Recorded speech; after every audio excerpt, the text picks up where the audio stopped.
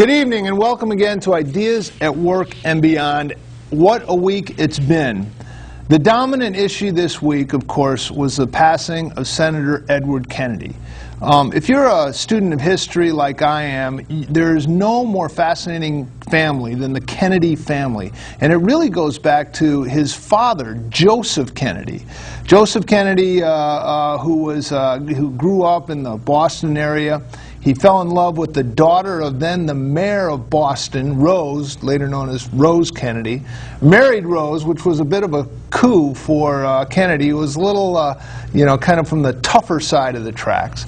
He went into Wall Street. He went into distilling of liquors. He later went into the movie business. And he raised this brood of children. First there was Joe Jr., who was really the head of the alpha male, if you will, of the group of brothers, Joe Jr. But during World War II, Joe Jr. Volunteered for a very dangerous bombing mission in World War II. They were actually trying to take out a U-boat bay that the Nazis had. It was a very dangerous mission, and he volunteered for it, and he blew up somewhere over the Atlantic on the way to this mission. The mantle then fell to John F. Kennedy. And the idea was Joe Kennedy Sr. was going to make all the money, and the next generation of Kennedys wouldn't have to go into business, but they could work on being civil servants and work in politics. So the mantle fell to John F. Kennedy, or as he was known as Jack, and he ran for president, and as you know, he was elected president, and then he was later assassinated. Then the mantle fell to Robert Kennedy. Robert Kennedy also ran for president, and no less a person than Richard Nixon said that he was most likely going to be elected president. He had just won the California primary when he too was cut down by an assassin's bullet. So then the mantle fell, as it were, to Edward Kennedy. And he carried that mantle for that family for many, many years. He was a lion in the Senate. Politically and on policy issues, I don't think I agreed with him on much, but he was the head of the Kennedy clan for many generations, a clan that had experienced a lot of heartache, a lot of history. It's interesting if you look at FDR. He had Joe Kennedy, the Irishman, become the ambassador to the Court of St. James, which is sort of the ambassador to England. And if you know an Irishman being the ambassador to England, I think FDR kind of had a good joke, laugh about that. And also, after the Depression, where much like we had today, there was a run-up in the stock market, old man Kennedy got out on the top. He liquidated his stocks and went and bought real estate, some pretty big real estate in Chicago. And after the crash, FDR put him in charge of the SEC, sort of the fox guarding the henhouse, if you will, and he tried to get it sorted out. The Kennedy clan, very interesting. And they lost a real giant this past week, Edward Kennedy. So we wish the Kennedys the best. The next issue that I saw this week, and by the way, tonight's show is called Focus on Bethel. So we're going to get to Bethel because there's some drama going on in our neighboring town over here in Bethel, and we have some of the key players at this table. But the other event that happened this week that really struck me and really unnerved me was the Obama administration's decision to go back and revisit some of these issues that had already been put to rest regarding the interrogation of terrorists. There was one terrorist, you'll notice him, Khalid Sheikh Mohammed. You'll recognize the picture as we put it up, the guy who had a very bad hair day. Khalid Sheikh Mohammed's resume includes some of the most high-profile terrorism activity, including the mastermind of 9/11, the Bojinka operation out of the Philippines where they were going to blow up 7 jets, the World Trade Center attack in 1993, the Bali nightclub massacre where there were 200 people in that nightclub that lost their life, and also the murder and the videotaped beheading of Daniel Pearl. This is the guy that, thank heavens, the CIA got their hands on They did their interrogation, and as the CIA talks about it, he opened up his Rolodex. The results of this interrogation of this gentleman that you're seeing right now resulted in the thwarting of many different attacks that were planned, and it's been attributed that half of the al-Qaeda leadership that they were able to arrest or kill can be directly related to the interrogation of this man. The Obama administration, in their ill-advised attempt to, I don't know what, possibly appease the far left side of the Democratic Party, who seem to be a little upset about the potential demise of health care. I don't even know what the thinking is. But they're deciding to go back and now go after the CIA members that, to defend us, interrogated this man. What this does is it puts a pall over the entire intelligence community. Guys that are out there right now in Afghanistan and in Iraq that are having to deal with some of these guys won't have the benefits of the interrogation that these guys went through. On top of that, you had the unsightly parading of the terrorists of the Lockerbie jet crash, welcomed with open arms by Gaddafi in Libya. We have some of the pictures of that as well. This guy was responsible for the death of 270 people, many of them Americans right from this area, in the Pan Am Flight 103 downing. There he is right there. He was convicted and obviously sentenced to life in prison in Scotland, and for whatever reason, some have speculated that it could be England wanting to do some sort of deal with Libya or what have you, but for whatever reason, they thought that it would be a good idea, and here's the welcome that this terrorist has back in Libya after he was released. There's one other picture that I want to show you. It's a picture of a friend of mine named Bo Costas. Bo Costas worked in my company. He was over here on a basketball scholarship originally from the Czech Republic. He worked in my painting company, and he was just a delightful guy.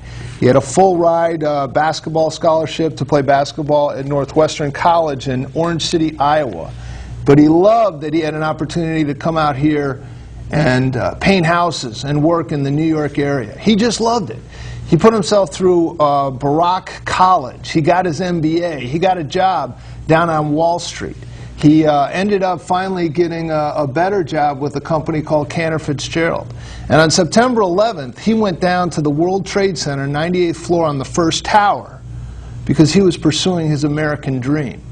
We know what happened on 9/11.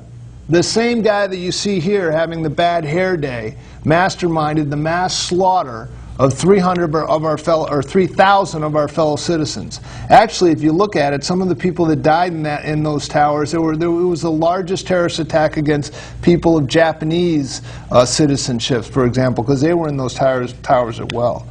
This terrorism that we're talking about, it isn't Christianity against Islam. It isn't the developed world against the beaten down Middle East. It's civilization against barbarism.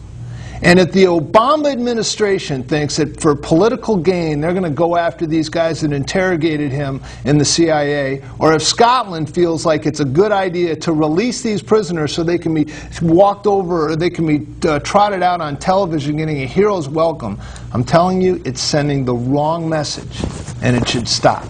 These guys are killers. They only understand strength, and if we take one step back in this fight against terrorism, we're going to rue that day. Two issues I wanted to get off my chest. I feel compelled to apologize to my guests here because I've just been ranting, but... You feel better now? I do. I do feel better. I got it off my chest. And I do remember my good friend Bo Costas, and I, to this day, miss him. So this stuff really hits home when I see these terrorists trotted around. Okay, from there, it's a tough transition, but I really want to thank our guests. Of course, we have my good friend, the man who is feared by Republicans all across the tri-state area. I just don't know why. His blog, actually, some Republicans, when they hear Hat City blog, they develop a twitch. They start twitching like that. Not that guy. Oh, no, that guy. But here he is, right at the table. And I appreciate very much you joining us. And we have Larry Kravis. Kravis, appreciate very much you coming in, and you are running for First Selectman in Bethel, and as well we have now. What's your show is also on? Eye on Bethel. Eye on Bethel, right? And we appreciate Paul Zankowski. Zatkowski. Thank you so much. I appreciate you coming in very much. Okay. Why in the world would you want to be the first selectman of Bethel, and what's motivating you to do this? It's the same question my wife asked me. Really? I was going to say. Matter of fact, what she said was, "Are you sure you didn't ask for a recount in that caucus?" Now, there are some things that need to change in Bethel, and one of them is we really need to get away from all of this fighting that occurs from December through February as we try to put a budget together. Mm-hmm. And that's just not the only part of it. We need to really approach things a little bit more respectfully, civilly, and we need to be more responsive to the taxpayer. And our departments and commissions need to be more responsive also. Okay. My sense is, as I've observed this as Vice Chairman of the Board of Ed in Bethel for the last 2 years, and having lived in the community for 30 years, we really haven't had any kind of an aggressive, progressive search for more business. Our tax revenue base is flat. We have some great study underway done on Route 6 that says there's potential there. We have very few areas that we can exploit for more business, either retail or industrial. And I don't see anything aggressively going after that, and especially in this environment. You know, every town around us has the same problem.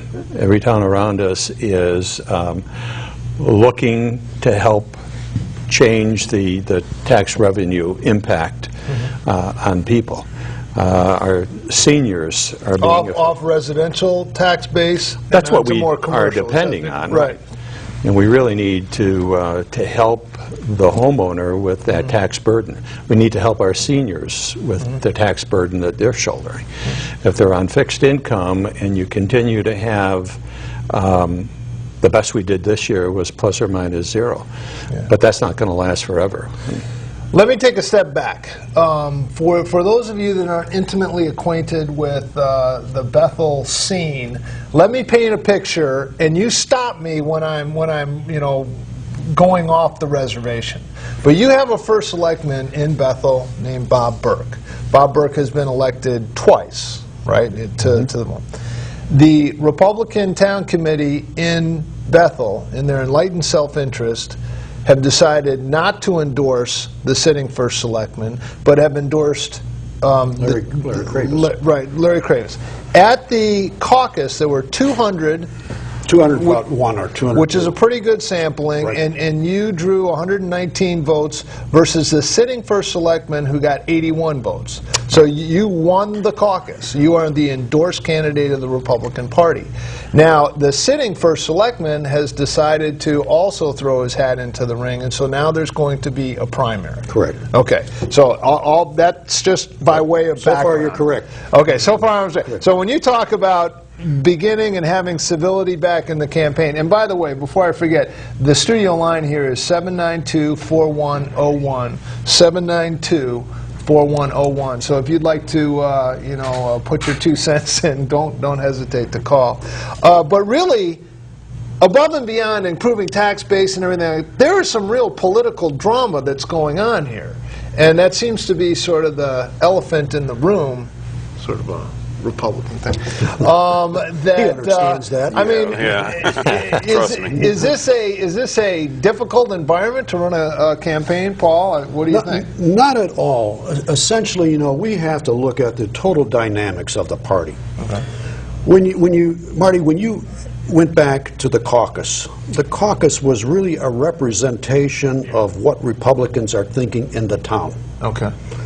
We had, like I said, about 201, 202 people. That's a pretty good representation. That is. Get 200 people out on a Tuesday night or whatever. When you take a look at the results Larry had a significant number over Bob Burke.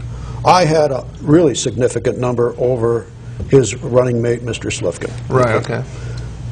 What this says is that there's a lot of people who are saying it's time for a change. And you should ask this question, why the change? Yeah. The change basically stems down, you said, is there a problem within the Republican Town Committee? The answer is yes, absolutely. Yeah. Let me just explain what occurred. The Vacancy Committee, who's responsible for picking out candidates, okay, they interview. We had over 30, I think 31 open slots, if I'm not mistaken. Now, each particular slot, probably we've interviewed 2 or 3. So you multiply that and say you've got like 90-some candidates. Wow. Okay. I mean, that speaks well to Bethel's, you know, volunteerism. And you know, that's good. Bethel is very active politically. Yeah. So the Vacancy Committee vets these individuals. Right. There's a process, okay? And in this process, they vet the candidates, discuss amongst themselves, and take a final vote. Right. This final vote in the Vacancy Committee is then presented to the Bethel Republican Town Committee. Mm-hmm. The Bethel Republican Town Committee looks at this recommendation, and they in turn can say yay or nay. Right. Mm-hmm. The recommendation, we're going to go deal with the first selectman and selectman. Right. For the first selectman, the vote within the town committee was about 80% or about 85%, I want to say, in favor of Larry Krabus. Okay. In terms of for the selectmen, it was probably, there was no vote. They just accepted me. Okay. I don't recall what if there was a vote or not. Why, you ask? Yeah, why? I Why? mean, I'll tell you, because I watched the TV show, and Mr. Burke says,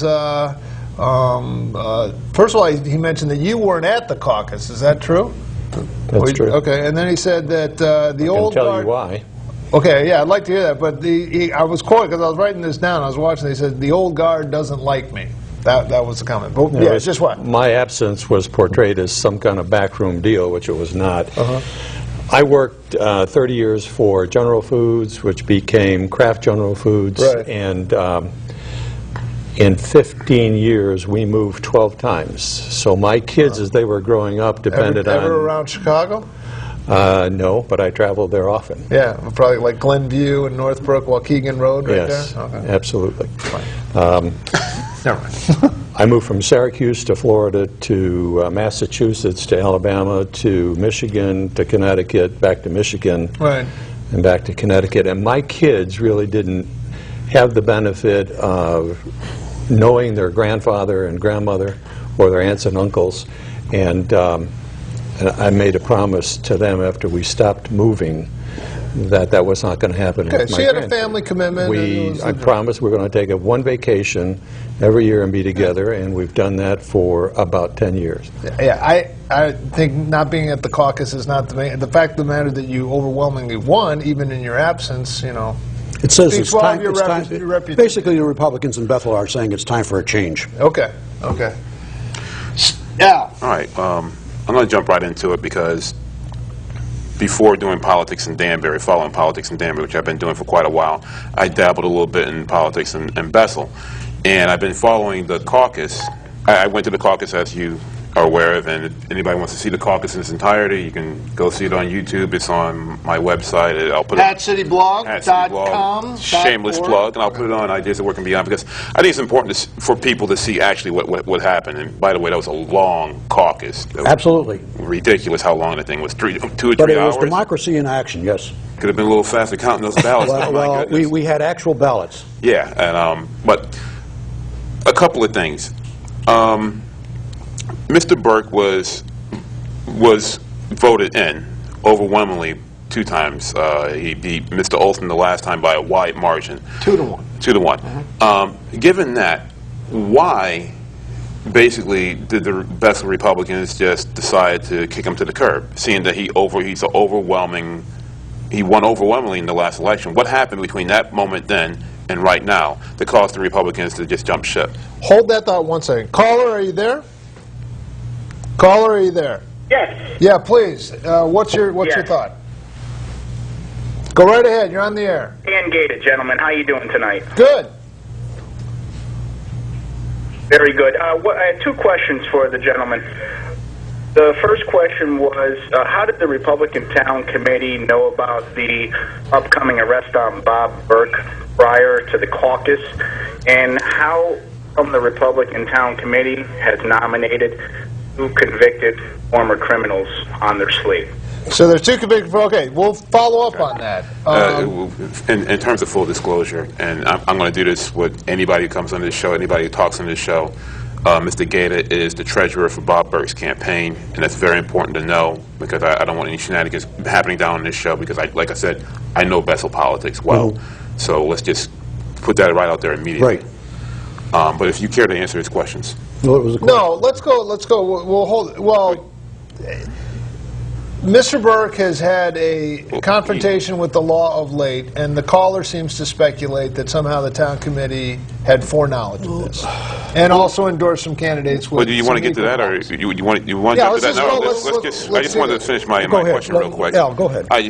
Before we get to that, because the legal Okay. we can take up a whole half an hour on that one. And I apologize to Mr. Gator. If you want to call back or rephrase your question or whatever, but I want to know why. Why did the Bethel Republican Party dump this guy, Mr. Burke, seeing that he just won overwhelmingly against Mr. Olson in 2007? Okay, And- that's the question. We got it. Yeah, so I just Go want ahead. Let's start out with that question. That's an excellent question. Let me just phrase it this way. There's no such thing as I in team. And Mr. Burke has not been a team member. Okay. He has disrespected, basically, the Bethel Republican Town Committee. He has not actually worked with us. His feeling is that whatever he says should be gospel truth. And lastly, when you take a look at working with boards and commissions, which are mostly Republicans, I will give you the examples. We speak to the Board of Education. Has there been any communication with the Board of Education? The answer is no. He has not spoken to them, frankly. Has he spoken to the superintendent of schools? Now, you know, when you are the so-called first selectman in the town of Bethel or any town, whether it's Bethel, whether it's Richfield, where you're from, whether it's Danbury, the mayor, we know that the mayor, we know that the first selectman in all the surrounding towns, they speak with the superintendent of schools. Especially when the school system actually consists of about 2/3 of your annual budget. You, as the chief administrator, has to sit down and formulate a budget which is acceptable. Now, I come from nearly 40 years in the medical industry. I was one of the executives. Larry in the very same type of position in the food industry. Our position, frankly, was in industry was that you have to speak to everybody in all departments for an effective operating government or industry, or I should say company. Okay, in government, it's the very same thing. Now, I just picked on the Board of Education, 2/3 of your budget. Right. Has he spoken to the planning and zoning? Absolutely not. Okay. Okay. Now let me keep on going here, Al. We want to speak about. Well, we got callers' questions I too. understand. So, in other words, what I am saying is, when it comes down to working with boards and commissions, it's been absent for a long time in Bethel. Okay. Caller, you on the air? Hello there, folks. How are you tonight? Great. Thanks for calling. What's your question? I have a question for Selectman Paul. Paul, I did view Bob on a unnamed show I'm not going to mention here on 23. I think the biggest complaint Bob had with you, Paul, is that not give Bob enough help on the various projects that going on around town. Would you like to make a comment on that, sir? And I'll hang up and listen over there. Thank you. Thank you. Okay, so we got one side saying he's not a team player, he's working on his own, doesn't interface with the Board of Ed. We got the other side saying, hey, you weren't there to help, I had to go it alone. What's your thoughts? What's my thoughts? Yes. Very simple. As a selectman, I am not an administrator. I'm only a legislative type, okay? If you put Bob and I together, okay, you have a problem here. That's a quorum.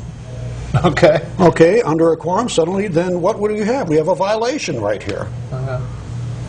Have I worked with Bob on these things one-on-one? No, I can't. Okay? All I can do is play it by the rules. The rules are come to the Board of Selectmen's meetings and effectively legislate. Okay. He is the administrator. Now, Can I Yes, go ahead, please, sorry. go ahead. I'm sorry. Because a telling thing, commentary from Mr. Burke the other evening, I think kind of helps you understand this. Right. When you say commissions and groups of people, large groups of people, 20, 25 people that are in a commission really can't make decisions. And so all I do is give them some input, give them some guidance, and then I'll make the decision, because people like that in a group that size really can't come to a decision themselves. That's kind of telling. I mean, it never worked that way for me in my business life. Okay. Caller, you're on the air? Hi, this is a question for Paul Zakowski. How you doing? Fine, thank you. Hello? Go ahead. He's doing fine. Other than his health, what's your question? Listen, under your logic, 4 years ago, Paul Zakowski and Bob Burke lost the caucus. Do you remember that, Paul? Absolutely. Okay.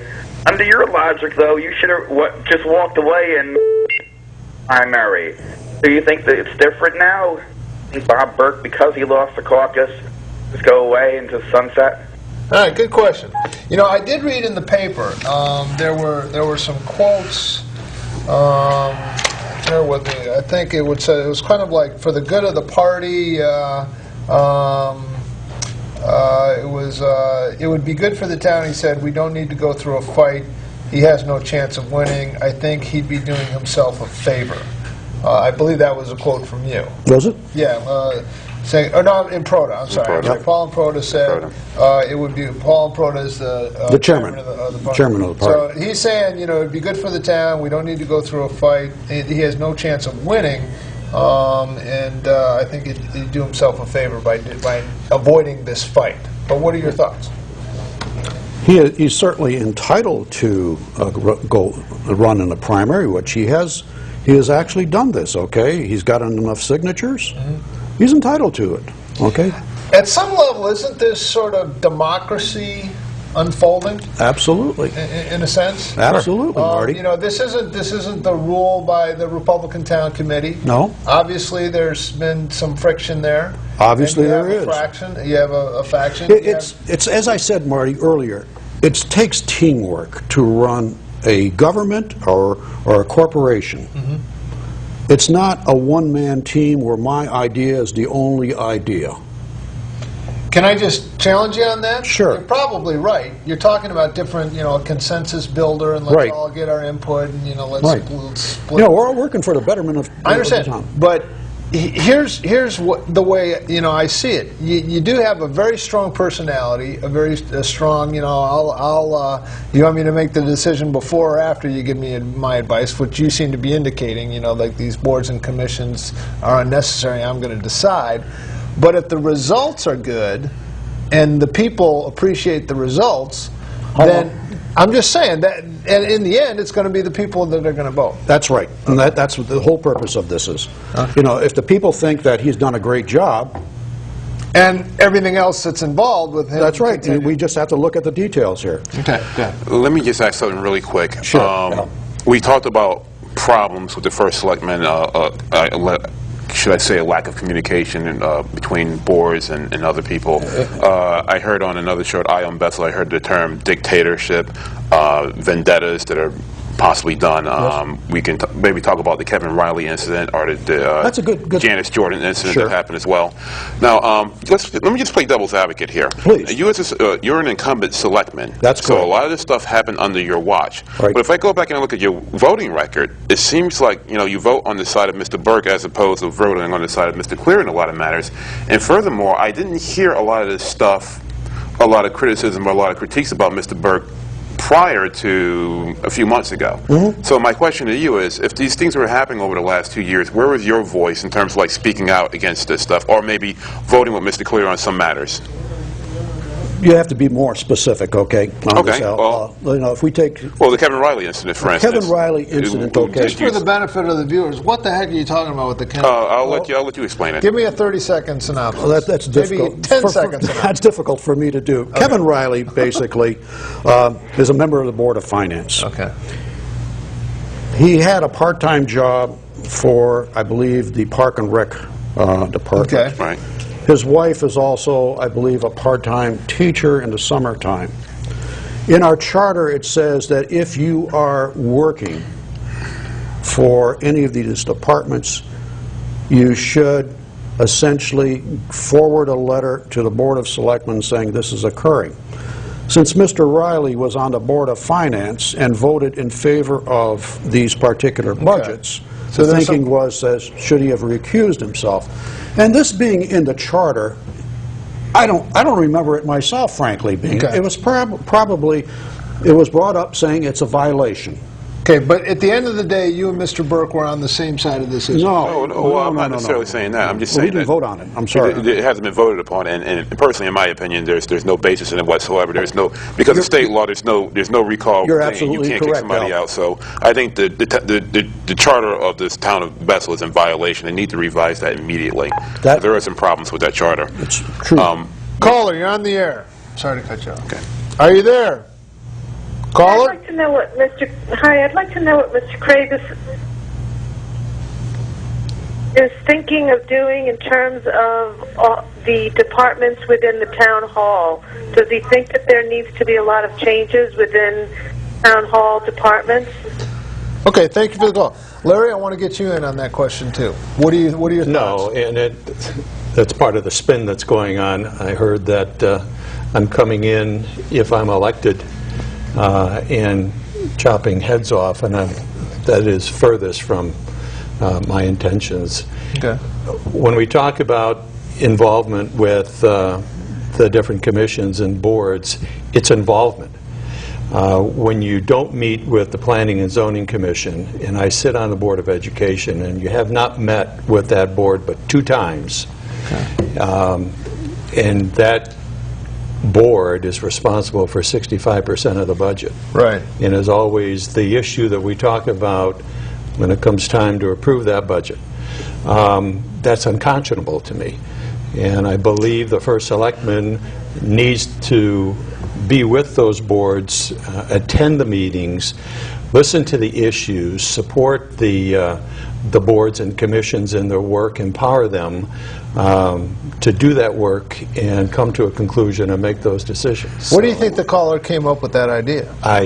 Probably from the Spinmeisters. And the Spinmeisters are saying you're going to come in and Lop off heads. Okay, we have questions coming in by Let me comment email, on too. that a little bit here, too. Yeah, go ahead. We have excellent people working in Town Hall. Right. There's no question about it.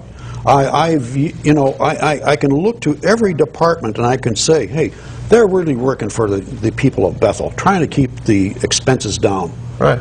And, we had Your perfect... tax increase was pretty low this Very year. low. Okay. Here's a question that came in. How did the RTC know Burke was... Okay, that we already answered that as far as... well, no, we didn't really. No, we did didn't get into the that. RTC have prior knowledge of a pending arrest of Bob Burke? Who are you addressing that question to? I guess to the general public. Al, you know everything. You want to get into it? Let's get into it. I'll We got to move it along because we got a lot of people Yeah, calling. I'm So sure. quick answers. Let's just Go jump ahead. right into it. It's legal problems. I'm somebody, again, I do politics in Danbury, but this particular thing, at least I heard rumors of it going back several months ago, and as you was quoted in the News Times, it was the biggest open secret in the town of Bethel. Yeah, I think you were But- quoted as saying that. Or no, it was Paul Improda. Yeah. Oh, sorry. But my question in terms of his legal problems, I know Mr. Improda said that, and I want to quote correctly from the News Times article here, he said, because of rumors of Burke's legal problems were among the reasons the town committee decided not to endorse him. Is that a fair thing to do? Is that a fair thing to say? The guy didn't have his due process yet. I think the News Times editorial talked about due process. Let's run this through the court. Is it fair to throw somebody who won in 2007 by an overwhelming margin to throw him to the curb because of rumors because at the time of the caucus it was still rumor. Now, of course, he's been arrested, but he's innocent until proven guilty. Is that fair to hold somebody? They'll kick him to the curb based upon rumors or innuendo. Go ahead, Larry. That was just one of the issues, because Okay. that was a potential problem. You know, after this was either proven or disproven, it certainly gets in the way of people understanding what is necessary in this town, and it has to get in the way of him being able to do his job. No, it absolutely has to be a distraction. But I there mean, was yeah. more to that. Right. It was the relationships with the boards and the commissions, the non-involvement on some very important issues, the misfocus on cutting the budget rather than looking for opportunities to build a tax revenue base. I mean, we've got Route 6, we've got Clark Park, and that really isn't being exploited. Okay. Caller, you're on the air. Hi. I wanted to say one thing. I have the feeling that phones work both ways, meaning all can call the Board of Ed, or the Board of Ed can call Burke, or vice versa. I don't think we have to protocol. Okay, is that your comment? I also think influences on different boards and commissions is bad, mainly because I think that the boards and commissions are put in place to do their own bidding, and it shouldn't be that the first selectman opinion. And 3, I have witnessed Mr. Burke at HEVCO, at Hurrah, where he is a leader, advocate for your city, and I just feel it's wrong to have pulled him out of it. I don't know whether we'll win on September 15th or not, but I know he has been there far more often than our own mayor has from Danbury. All right, well, thank you. I mean, there's a comment. It's interesting when I look at our town. The highest paid person in our town is the superintendent of schools, not the first selectman. Correct. By far, actually. Probably Almost true twice of all as the surrounding Yeah. towns here. So I guess the caller's point is, as the chief executive officer of the town, should he be poking his nose in at the board? Let's just briefly explore that, because when you go through budget time, okay, you need to understand how each department develops its budget. Right. If you're not part of that process and you just come in here and explain what's occurring, you're making assumptions, and I don't like that word assume. Because it makes out of you and me. Right. Caller, you're on the air. Hi, I've got a question for Mr. Krabus. Yes. Earlier this week on one of the other public shows, Mr. Burke had a unique accounting of an altercation with Assistant Superintendent Janice Jordan. Said that he was abused and called abusive by her. What really happened? Thank you for the question. Do you know anything about that? I do, because I had an appointment with Dr. Jordan right after that episode. All right.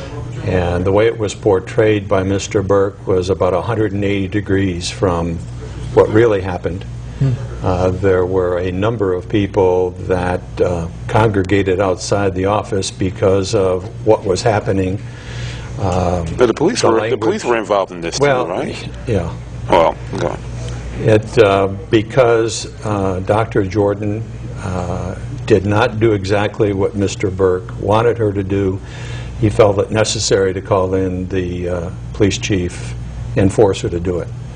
And all she was asking to do is to understand what the issue was. The parent that was looking for directions to come up to the Board of Education to try to get a better understanding of what this survey was about and why it was put out there, frankly was embarrassed to be involved in all of that.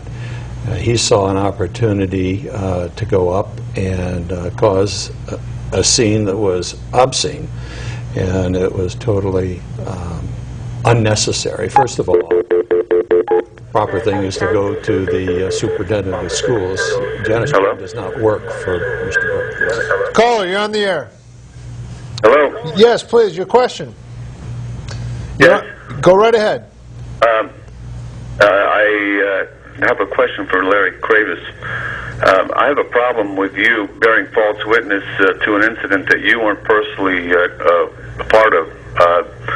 I have a major problem with that. I mean, you're relaying third-party information, Mr. Kravis. You say that you've got integrity, but here you are bearing false witness.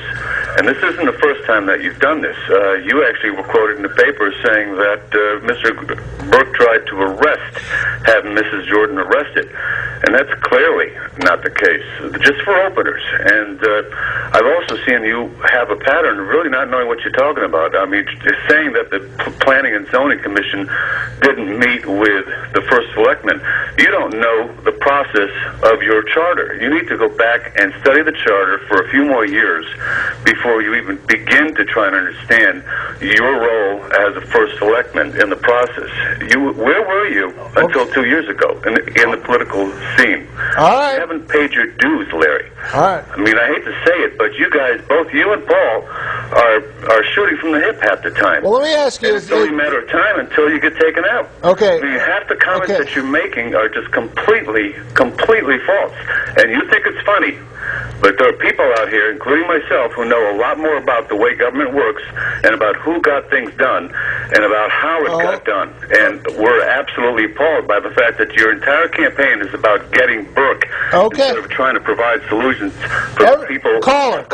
So maybe you want to talk about solutions, specific solutions, instead of rhetoric and playing everyone is telling me to hang up on you. Not pressing anyone, least of all myself. Thanks for the call. Okay. Full disclosure again. Yep. That Mr. was Cernick. That's Mr. who is a campaign manager, advisor. Again, I'm not doing this to slide anybody or Mr. Cernick, but I just think in terms of full disclosure, because we're talking Bethel politics. Correct. Got to be full disclosure on who's calling and what's going on. Correct. Okay. This is how I see things. You have a sitting first selectman who, for better or worse, has really performed in his job. I mean, just based on being reelected twice, based on the taxes going up and so forth, based on, I guess, well, just recently you said that the grades in the high school. Which he's taking credit for. Well, yeah, I mean, you can't on one side fault him for not spending enough time with the Board of Ed, not doing enough there, and then when good news comes, you know, say, well, he doesn't get credit for that, he just gets blamed for not spending time. I understand that, but you can't take credit for everything that happened and give credit to no one. He took credit for the $142,000 that the Board of Ed freed up at the end of the school year to help with a revenue shortfall problem in the town, and he took credit for that. He took credit for putting in a security system in a school building, in a town building, that he had nothing to do with. I mean, he looked, and he told me point blank, if you want a security system in that new high school, you're going to have to pay for it because we don't have any money, and that's what we did. We went out and got a state grant. You being the Board of Ed? The Board of Ed. Okay. We got a state grant for $70,000, and the Board of Ed on another $105,000 so we could put that security system in this renovated building in order to protect our students and our teachers and that facility. Okay.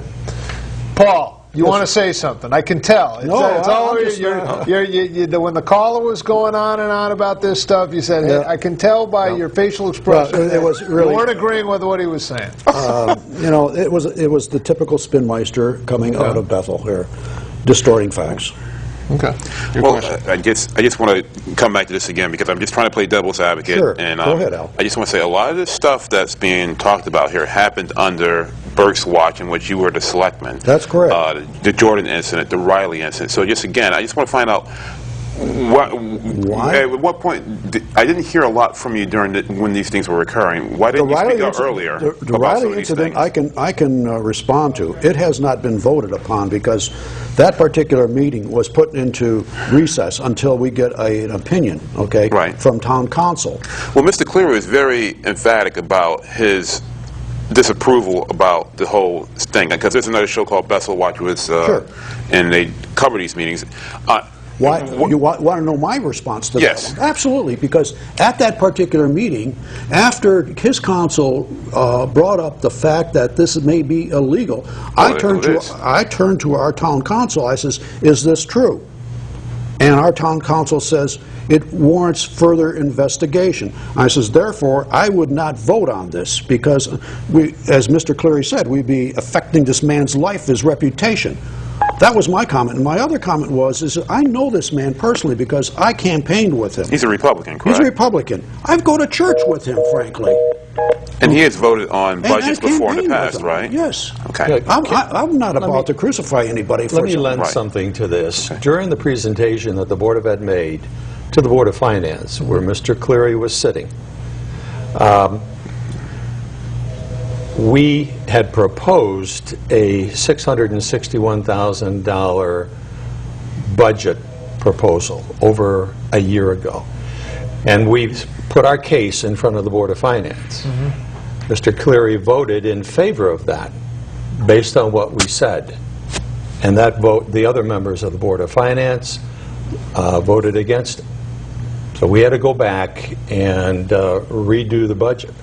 But it was a presentation that we made that we believed was necessary based on the mandates coming down from either No Child Left Behind or from the state that we had to live with, and based on the goal that we had for a quality education at an affordable price, and a number of other different things. That was our going-in position, and I thought we defended that and presented it in a very open and positive way.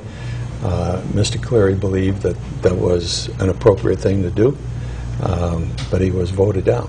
Okay. And I don't believe he did that because he was a coach or because his wife taught in the summer school program. You have a primary coming up September 15th. September 15th. What, just politically, what's your strategy? What are you doing? How is the campaign going to unfold? What we need to do, and that we will be doing, is getting to the Republicans in town and letting them understand, letting them know about us and what our credentials are. We have heard from a number of people that say it's time for people with business management experience and people management experience that can bring some a different view, a different attitude, A kinder, different gentler town hall. Honesty, integrity. Civility. Yes. You know, all too often, I use this crazy little expression. I says, you know, Bethel, it seems, when it comes to politics, it's a contact sport. It would appear, yes. But, you know what? It's Blood time, sport. and it's time to end this. Okay. It's really time to bring the government back to the people. And this is what we're all about. You know, they just have to look at what Larry represents, what I've represented. I've represented the town quite well, okay? And Larry's done the very same thing with the Board of Ed. We haven't spoke about some of the other things that Larry has done, too, for the town. Okay, like getting a full ride scholarship to Syracuse Well, University. Basketball. How about bird hunting? I understand. Don't talk about basketball because we set an NCAA Division I record of 0-23. You must be a, you were there. you must be a Syracuse. No, I was reading his resume. I like that he bird hunting is close to my heart. No, but let's just yeah, capitalize please. on And by the way, if we can put up your website too, so they can get more information on it's www.kravis09.com. Kravis09.com. Caller, you're on the air. Do you hunt pheasant? Good evening. Can you hear me? Yes, I can. Go right ahead. I have a two-part question, which Mr. Kravis briefly touched on. As economic development is the foundation of any community and is needed to offset ever-increasing taxes, question one, what are your initial thoughts on how to encourage and promote economic growth for Bethel? And the second part is, do you feel it may be practical to contract with a subject matter expert to promote areas of Bethel, such as Clark Park and Route 6? Thank you. Well, thank you for Very good calling. question. Good question. Economic development. What are your thoughts? I believe we need to bring together the very best that we can find in Bethel, the best thinkers, the best, regardless of what political party they're from, whether it's independent or unaffiliated or Democrat or Republican, and really get about in earnest dealing with this problem. We have very limited areas that we can develop. Route 6, they just did a tremendous study. And this is our And Planning and Roots. Zoning Commission who just completed this. Right. Right. We have Clark Park and we have the Steiner property. And the only way we're going to be able to deal with, in this environment, in this economic environment, with this whole tax burden that homeowners are shouldering is to get about in earnest doing something about that. And you do need help. You do need professional help, as Ridgefield has done. What's the breakdown, residential versus commercial taxes? Roughly 80-20. 80-20. Roughly, you know, it's in that area. But the thing that both Larry and I come from this particular arena. Part of my resume is business development. Global business development was mine. Very same thing with Larry. You know, I pick on you now, Marty. In your own little town now, I know Rudy Marconi over there, he's got this so-called business development such that he's got a professional in there selling the town of Ridgefield. Yeah, we're Economic Development Commission. Right. Yeah. And you know what? This is what Larry has said. Just the tax burden on the residents. We're just about built out in Bethel. Yeah.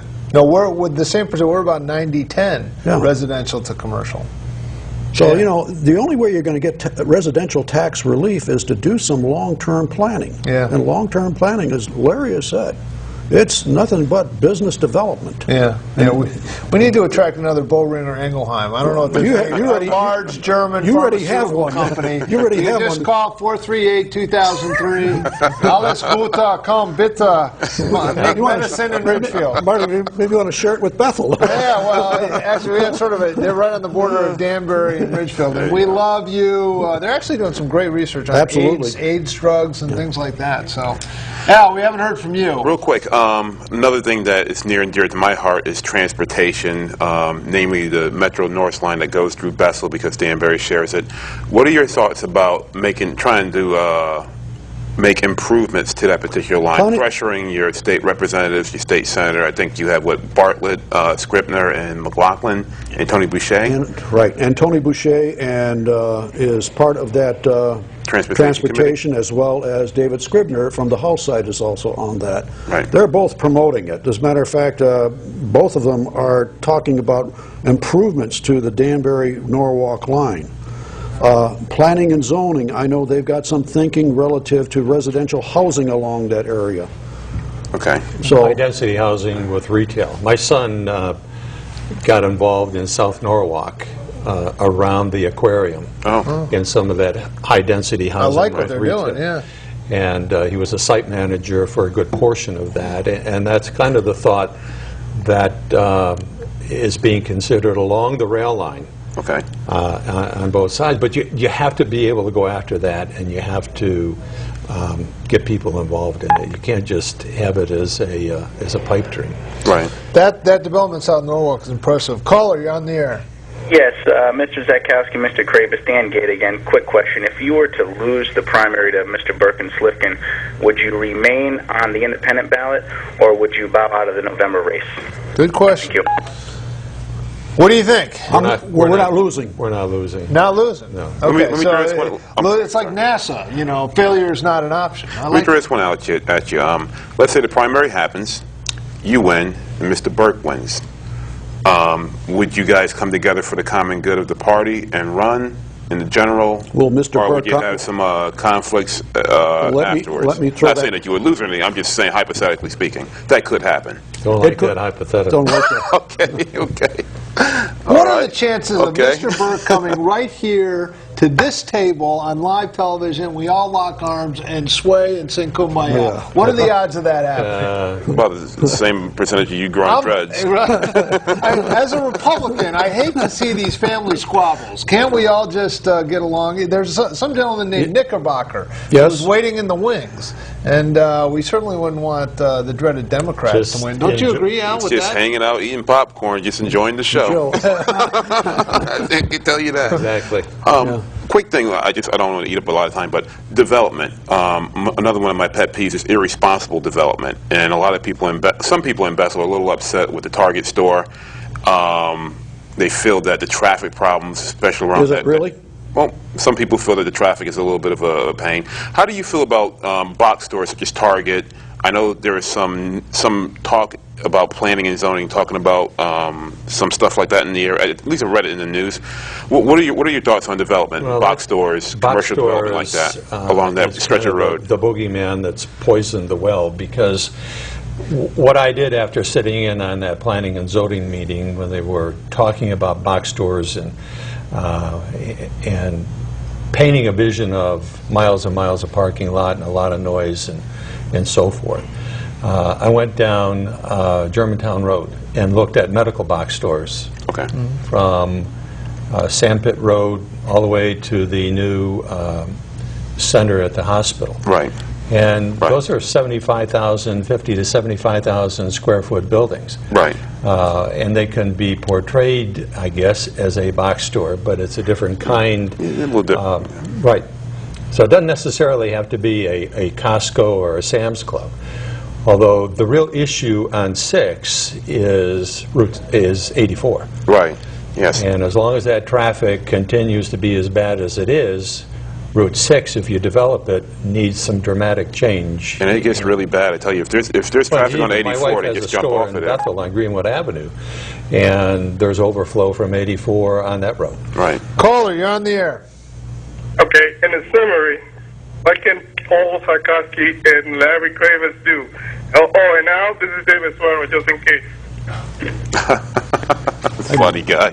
What was this question? I have no idea. Question, it was some kind of statement. Some kind of statement. He spends a lot of time in front of computer screens, and it obviously can affect him. Yeah, this is. I mean, I really find this whole thing interesting, and I do think in the greatest example of democracy, it's going to come down to the voters. Correct. I mean, I was watching some of the news coverage of Mr. Burke's recent unpleasantness, and they had a man on the street interview, and he said, "Hey, look, I don't know what happened. He's innocent till proven guilty, and all I can tell you is that he's done a great job for the town." Now, did he happen to stumble on his kid brother, or is that, the real sense? And I guess you don't know, I certainly don't know, but on September 15th, they're going to have... I've got one comment to that. Okay. Quickly, because we're wrapping up. Essentially, the state police do not arrest somebody just on just a simple thing. Okay, where there's smoke, there's fire, and when you're the first selectman, you've got a higher standard to live to. Okay. Leadership has its responsibilities. Next week, of all people, we are scheduled to have Bob Burke, but we're waiting to see if that will actually come to pass. The following week, we have Dan DiBasella, who's a state senator, who's going to be running against some guy named Jim Hines. And by the way, Jim Hines' office had agreed to appear on the show, but they since haven't. He will, however, be at a town hall meeting in Ridgefield at Veterans Park School from 12 to 2 on Saturday. Veteran Park School, 12 to 2. Please join us. We'll make a great news clip. Quick announcement. I will be there to videotape it, so we'll bring some footage from that back here. I just wanted... Back here, 12 to 2. 12 to 2. I will be there for it. And it's grassroots or AstroTurf? I say grassroots, you say AstroTurf. So you'll want to see that. I want to thank you very much for coming in. I hope it wasn't too fast moving. No. Or you didn't Really enjoyed it. Really Call us back again after we win. Okay. Let the chips fall where they may. It'll be very interesting. Thanks for joining us. We'll see you next week on Ideas at Work and Beyond.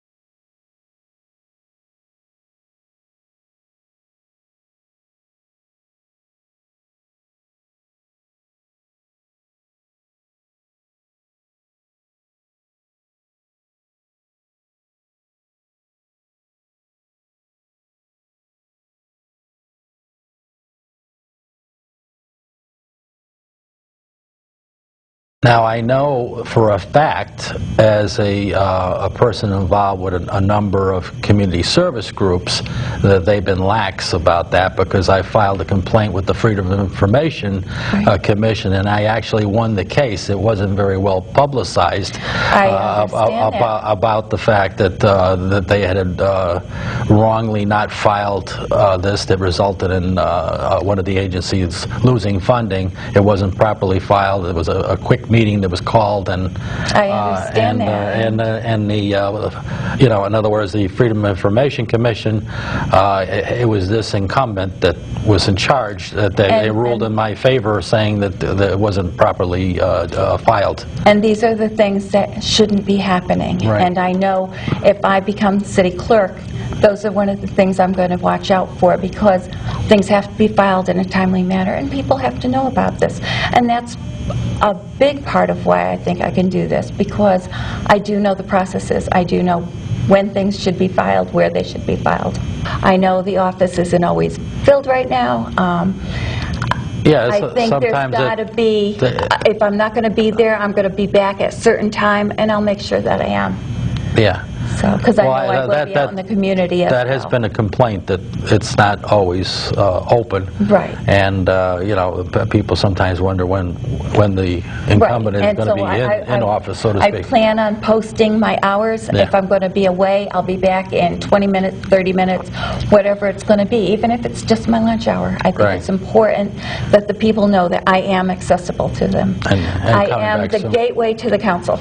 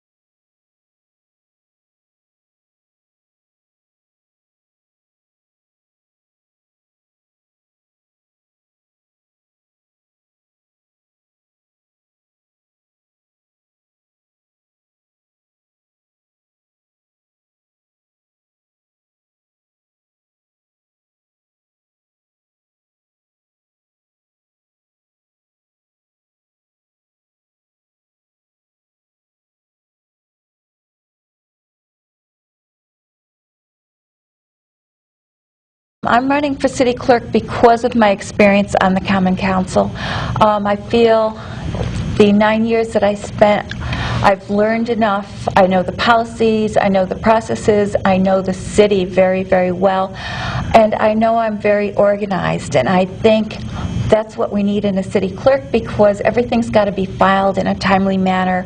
We've got to know where things go, whether they go up the state, whether they're being posted in the newspaper. We've got to be able to find things within the office. We've got to have somebody that's in the office all the time, and I know I can do that. I'm ready to work very hard. I'm ready to make sure the council knows what is available to them, but more importantly, what the public knows, that what is available to them for the council, that they can come into my office and be able to find any kind of record. I can help them if they want to file something, if they want to put something on the agenda.